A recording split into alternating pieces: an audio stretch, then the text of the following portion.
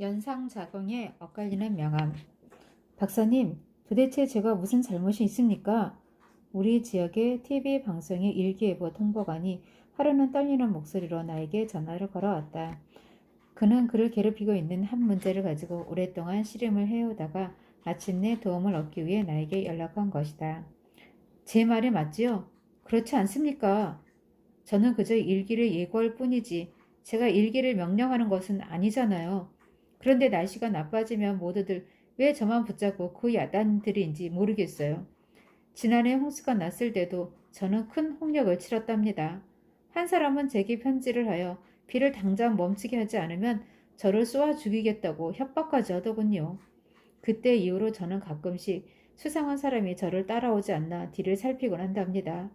저와 함께 방송국에서 일하고 있는 친구들도 날씨가 나빠지면 농담 반 진담 반으로 저에게 막 야단을 쳐요. 정말 사람들이 왜 이러는지 알 수가 없어요. 박사님, 제가 왜 이 지경에 처하게 되었는지 설명 좀 해주실 수 없나요? 저는 정말 미칠 것만 같습니다. 나는 그 가엾은 일기예보 통보관과 나의 연구실에서 따로 만나서 그가 왜 그런 곤욕을 치러야만 하는가를 조목조목 설명하여 주었다. 이를테면 그는 우리가 일반적으로 서로 깊은 연관관계에 있다고 생각하는 두 가지 대상에 대해 생각 없이 자동적으로 반응하는 경향의 희생물이라고 볼 수 있다. 나는 일기예보 통보관의 직업과 유사한 예를 찾기 위하여 고대 페르시아의 전쟁 메신저의 운명에 대한 이야기를 들려주었다. 일단 전쟁 메신저로 발탁된 사람은 승리를 남다른 열성으로 기원하였다. 그 이유는 그의 운명이 전쟁의 승패에 따라 엄청나게 달라질 수 있기 때문이었다. 만일 그가 승전보를 왕궁에 전달하면 그는 마치 영웅처럼 대접을 받았다. 산의 진미와 예쁜 여자가 아낌없이 그에게 제공되었다. 그러나 반면에 그가 패전보를 전하게 되면 그는 즉석에서 살해되었던 것이다. 나는 이 이야기를 통하여 일기예보 통보관에게 가르침을 주려고 하였다. 고대 페르시아의 전쟁 메신저의 운명에 관한 이야기는 현대에도 똑같이 적용될 수 있음을 그가 이해하기를 원했다. 문호 섹스피어도 나쁜 소식은 그 소식을 전달하는 사람에게도 전염된다 라고 말하고 있지 않은가. 우리는 나쁜 소식을 전달하는 사람을 싫어하는 경향이 있다. 비록 그 사람이 나쁜 소식에 대한 직접적인 책임이 없다는 것을 잘 알고 있음에도 불구하고 우리는 나쁜 소식을 전하는 사람이 나쁜 소식과 연결되어 있다는 사실 한 가지만 가지고도 그 사람을 싫어하게 되는 것이다. 역사적 예를 통하여 내가 일기예보 통보관에게 깨우침을 주려고 했던 것이 하나 더 있었다. 비록 그가 수십 세기에 걸친 다른 대변인들과 운명을 같이 하고 있지만 고대 페르시아의 전쟁 메신저보다는 훨씬 유리한 위치에 있다는 사실을 말이다. 그가 떠나기 직전에 한 다음과 같은 말은 나의 의증을 그가 정확히 이해했다는 것을 확인시켜 주었다. 박사님, 감사합니다. 제 기분이 이제 한결 나아졌군요. 더군다나 저는 1년에 300일은 좋은 날씨가 계속되는 피닉스에서 일하고 있지 않습니까? 제가 버펄로 가로 열고 변덕스러운 날씨로 유명하다 가로 닫고 에서 일기예보하지 않는 것이 정말 다행입니다. 일기예보 통보관의 마지막 말은 그가 그에 대한 시청자의 호감도를 결정하는데 지대한 영향력을 미치는 법칙이 무엇인가를 정확하게 이해하고 있음을 증명하고 있었다. 나쁜 날씨와 연결되면 그는 부정적인 영향을 받게 된다. 반면에 좋은 날씨와 연결되면 그의 인기도는 상승하게 된다. 바로 그 점을 통보관은 정확히 이해하였던 것이다. 연상의 법칙은 일반적인 법칙으로서 부정적인 연상과 긍정적인 연상 모두에 공통적으로 적용되는 법칙이기 때문이다. 우리 사회의 어머니들은 특별히 부정적인 연상 현상에 조심하고 있는 것처럼 보인다. 누구나 한 번쯤은 어머니에게서 길거리에 나쁜 친구들과 어울리지 말라고 야단 맞았던 기억이 있을 것이다. 어머니는 말씀하시기를 네가 어떤 나쁜 짓을 하지 않더라도 나쁜 친구들과 어울리면 동네 사람들이 너를 나쁜 아이로 취급할 것이라고 경고해 주셨다. 즉 어머니는 연상의 법칙의 부정적인 측면에 대한 교훈을 주신 것이었다. 사회과학자들의 연구 결과도 어머니의 말씀이 옳았다는 것을 증명해주고 있다. 사람들은 우리가 우리의 친구들과 유사한 성격을 갖고 있을 것이라고 가정하는 경향을 보이고 있기 때문이다. 연상의 법칙의 긍정적인 측면에 대해서는 설득 전문가들에 의해 교훈을 얻을 수 있다. 그들은 끊임없이 그들이나 그들의 제품을 우리가 좋아하는 것과 연결시키기 위하여 안달하고 있다.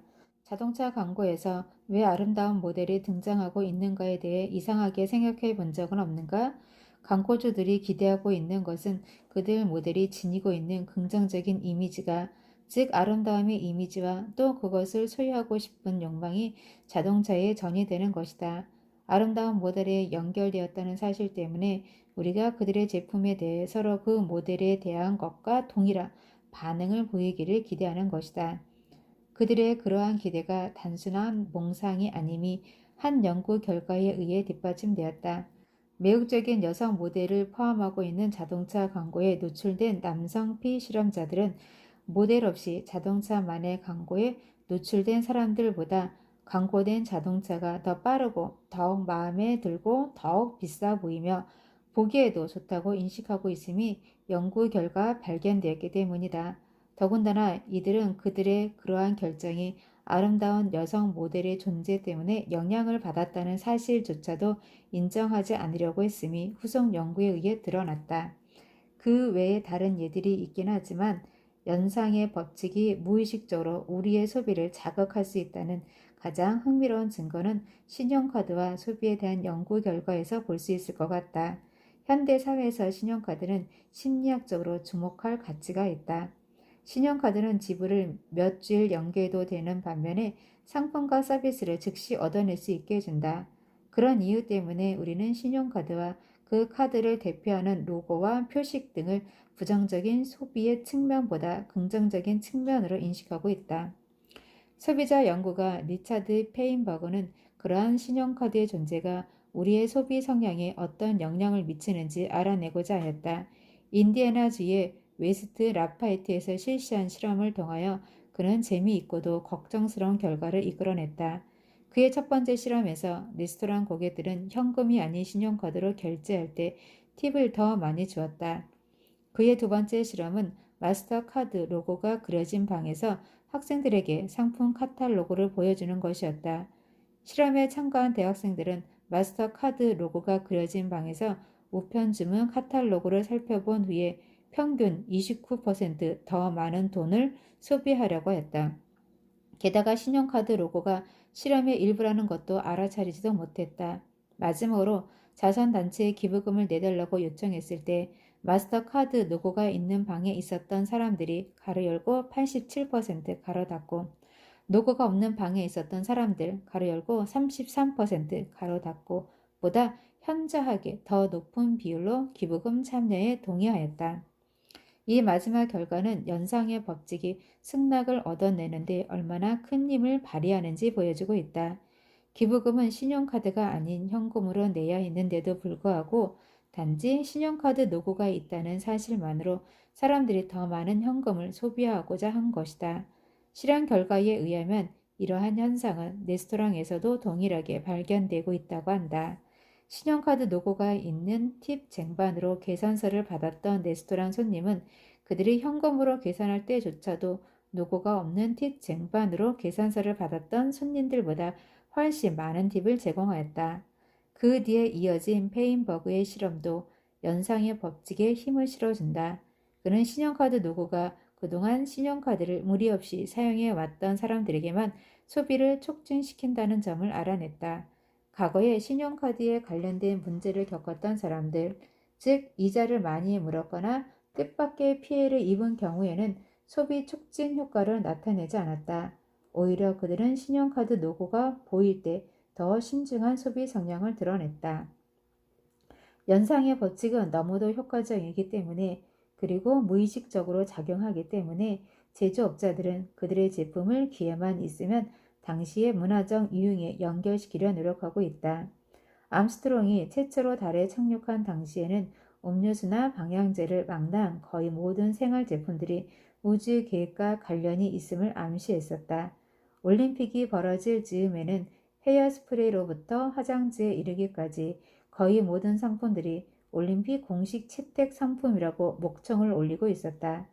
1970년대에 들어와서는 가장 유행하던 문화적 개념이 자연성이었다. 그리하여 자연적이라는 수식어를 달지 않은 제품이 거의 없었다. 어떤 경우에는 자연적이라는 주장이 전혀 제품과 어울리지 않음에도 불구하고 사용되기도 했다. 당시 유명했던 한 TV 광고의 카피는 당신의 머리카락 색깔을 자연색으로 바꾸세요 였다. 그 외에도 또 있다. 1997년 미국의 탐사 로켓 패스파인더가 화성에 도착한 후에 이 로켓을 본뜬 장난감인 마스 로버의 판매량이 급증했다는 것은 그런대로 이해할 만하다.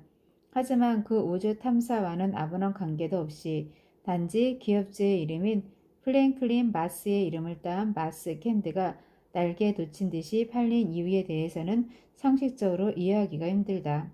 광고주들이 연상의 법칙을 사용하여 이득을 취하는 또 다른 방법은 그들의 제품과 유명한 사람들을 연결시키는 것이다. 유명한 선수들은 가로 열고 운동화, 테니스 라켓, 골프공처럼 가로 닫고 그들과 직접적으로 관련 있는 제품뿐만 아니라 심지어 음료수, 팝콘 제조기, 팬티 스타킹 등처럼 전혀 관련 없는 제품까지도 그들과 연결시키는 대가로 엄청난 모델료를 받고 있다. 광고주들에게 중요한 것은 연상의 관계를 만드는 것이므로 그 관계가 꼭 논리적일 필요는 없다. 단지 긍정적인 연상 관계만 형성되면 족한 것이다.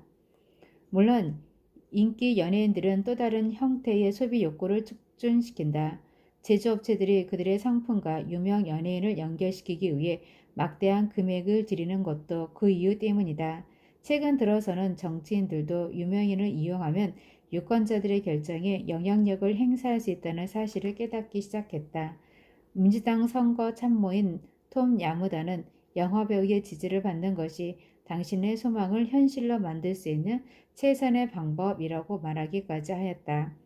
대통령 후보자들은 그들을 지지하는 정치권 밖의 유명 인사 이름을 하나라도 더 늘리기 위해 갖은 애를 쓰고 있다. 이들이 대통령 선거 운동에 적극적으로 참여하든 아니면 그저 이름만 빌려주든 그 차이는 중요하지 않다. 대통령 선거에서부터 지방선거에 이르기까지 중요한 것은 유명 인사들의 이름이다. 한 예로 나는 우연한 기회에 한 여성의 말을 엿듣게 되었다. 그 여성은 공공장소에서의 흡연을 금지하려는 캘리포니아 주 법안 때문에 갈등하는 중이었다. 정말이지 결정하기가 힘들어. 어떤 유명 배우들은 이 법안에 찬성한다고 하고 또 다른 배우는 반대한다고 말하고 있으니 말이야. 어느 쪽에 투표해야 할지 모르겠어. 이것이 그녀의 갈등 요인이었다. 정치인들이 연예인을 이용하는 연상의 법칙에 대해서는 이제 겨우 감을 잡고 있다 할지라도 그들은 이미 오래전부터 다른 방법으로 연상의 법칙을 활용하고 있었다. 예를 들어 각 주의 하원 의원들은 전통적으로 지역사회의 고용을 증대하고 혜택을 가져오는 중앙정부의 대형 사업 계획을 지역 언론에 공개하는 역할을 독차지하고 있었다. 그들은 그들이 중앙정부의 결정에 아무런 역할을 하지 못했을 때에도 심지어는 의회에서 그러한 중앙정부의 계획에 반대 투표를 하였을 때에도 마치 자기들이 그러한 중앙정부의 결정에 지대한 영향을 미친 것처럼 의기양양하게 고향의 언론에 좋은 소식을 전하는 것이다.